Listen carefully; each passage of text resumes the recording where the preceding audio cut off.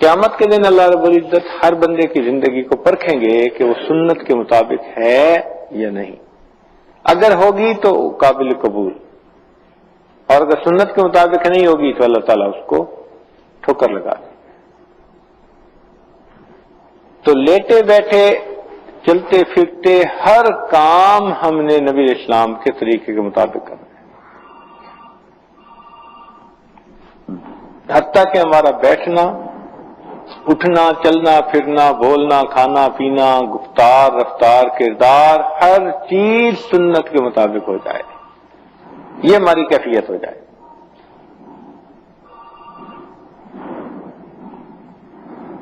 اس کی مثال آپ یوں سمجھیے کہ انسان کے جسم کے مختلف اعضاء ہیں،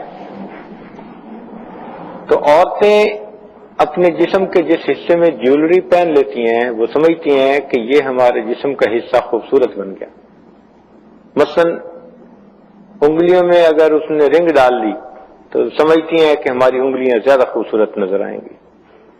اگر انہوں نے بازوں میں چوڑیاں لے لی سونے کی تو وہ سمجھتی ہیں کہ اب بازو خوبصورت لگیں گے. گلے میں کوئی ہار ڈال لیا سمجھتی ہیں گلا خوبصورت نظر آئے گا.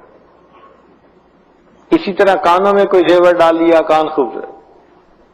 تو وہ یوں محسوس کرتی ہیں کہ جسم کے جس عضو پر ہم نے زیور سجا لیا وہ عضو زیادہ خوبصورت نظر آئے.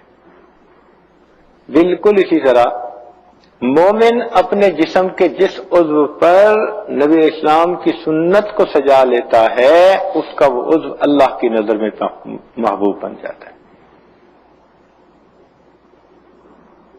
چنانچہ جس نے جس بھی سنت پر عمل کیا، مثلا اس نے سر کے بالوں میں کنگھی کرنی ہے، اب اگر وہ درمیان میں سے مانگ نکالتا ہے سنت کے مطابق تو اب اس کا سر اچھا لگے، اللہ تعالیٰ کی نظر میں پسندیدہ ہو گیا. اگر وہ رات کو سرما ڈالتے ہیں آنکھوں میں، آنکھیں پسندیدہ ہو گئی. اگر وہ مسواک کرتا ہے باقاعدگی کے ساتھ تو منہ خوبصورت ہو گیا. اگر وہ اپنے ہاتھ پاؤں اعضاء کو وضو میں دھوتا ہے تو یہ سب اعضاء اللہ کی نظر میں پیارے ہو گئے. اگر اس کا لباس سنت کے مطابق ہے تو اب اس کا لباس اللہ کی نظر میں پیارا ہو گیا. تو سنت کے مطابق ہر کام کرنے سے اس بندے کی ہر چیز اللہ کی نظر میں پیاری ہو جاتی اور اس پر بندے کو اجر ملتا ہے. اس لیے حدیث پاک میں فرمایا کہ ترکت فیکم امرین، میں تمہارے اندر دو چیزوں کو چھوڑ کے جا رہا ہوں. لن تضلوا، تم ہرگز گمراہ نہیں ہوگے. ان تمسکتم بہما، اگر تم نے ان دونوں کو مضبوطی سے پکڑ لیا. کتاب اللہ و سنت نبی، ایک اللہ کی کتاب اور اس کے نبی کی سنت. تو معلوم ہوا کہ ہمیں نبی اسلام کی سنت کو مضبوطی سے پکڑ لینا ہے، ہر کام اسی سنت کے مطابق کرنا ہے. پھر دیکھیں اللہ رب العزت کی طرف سے کیسی رحمتیں اور برکتیں آتی ہیں. تو یہ مشابہت نبی اسلام کے ساتھ نصیب ہو جاتی ہے، اس وجہ سے انسان اللہ تعالیٰ کا محبوب بن جاتا ہے. ایک بزرگ فرماتے ہیں کہ میں جب مدرسے جایا کرتا تھا، چھوٹا بچہ تھا، تو راستے میں ایک بوڑھی اماں رہتی تھی. وہ جب کبھی مجھے دیکھتی تو مجھے اپنے گھر بٹھاتی اور کچھ نہ کچھ کھانے کو دیتی، اور جب واپس آنے لگتا تو روپیہ دو میرے ہاتھ میں بھی دیتی کہ کوئی چیز لے کے کھا لینا، اور بڑی پیار محبت سے واپس کرتی. وہ فرماتے ہیں کہ میں بھی کئی دنوں کے بعد اس کے گھر چلا جاتا، لیکن مجھے سمجھ نہ آتی کہ یہ بڑی اماں مجھ سے اتنی محبت کیوں کرتی ہے. کہنے لگے ایک دن میں نے اسے پوچھ لیا کہ اماں آپ مجھ سے آخر اتنا پیار کیوں کرتی ہیں؟ تو اس بڑھیا کی آنکھوں میں آنسو آ گئے. کہنے لگی بیٹا پیار اس لیے کرتی ہوں کہ ایک میرا بیٹا تھا جو جوانی کی عمر میں فوت ہو گیا، اور تمہاری شکل بالکل میرے اس بیٹے کے مطابق ہے. جب تم میرے سامنے آتے ہو مجھے اپنا بیٹا یاد آتا ہے. میں اسے بھی کھانا کھلایا کرتی تھی، تو جب میری محبت جوش مارتی ہے تو میں پھر تمہیں اپنے گھر میں بلا کے کھانا کھلاتی ہوں. میں یوں سمجھتی ہوں جیسے میں اپنے اسی بیٹے کو کھانا کھلا.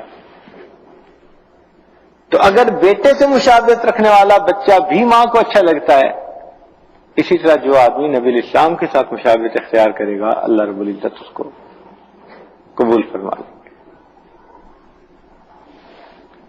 تو اس لیے ہر کام کو سنت کے مطابق کرنے میں ہمارا جسمانی فائدہ بھی ہے، ہمارا روحانی فائدہ بھی ہے، دونوں طرح کے فائدے ہمارے ہیں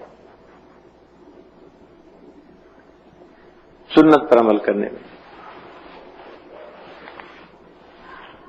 نبی علیہ الصلوۃ والسلام کی مبارک سنتیں کتابوں میں تفصیل کے ساتھ لکھی ہوئی ہیں، ان سنتوں کو پڑھ کر اپنانے کی ضرورت ہے۔ پھر دیکھیے قدرت کی طرف سے کیسے رہنمائی ہوتی ہے۔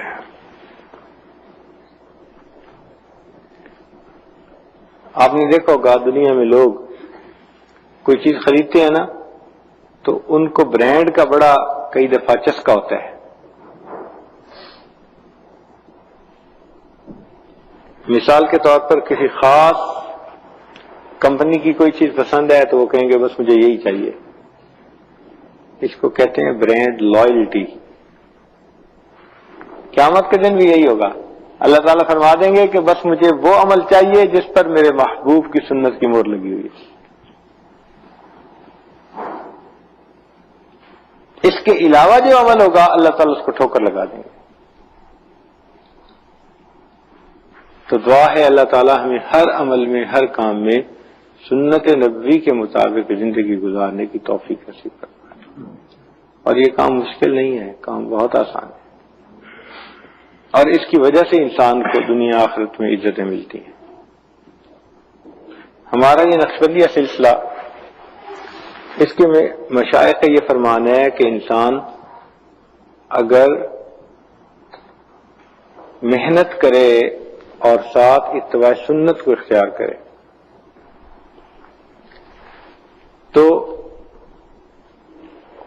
کثرت ذکر سے اور اتباع سنت سے، دو چیزوں سے اللہ تعالیٰ اس کے دل کو جلدی نورانی بنا دیتے ہیں،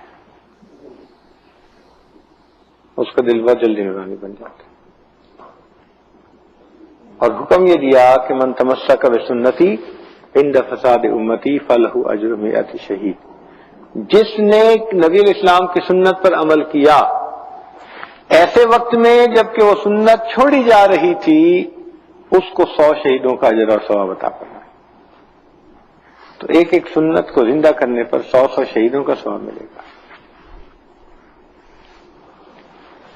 اسی لیے ہمارے نقشبندیہ سلسلہ میں اتباع سنت پر بہت زور دیتے ہیں۔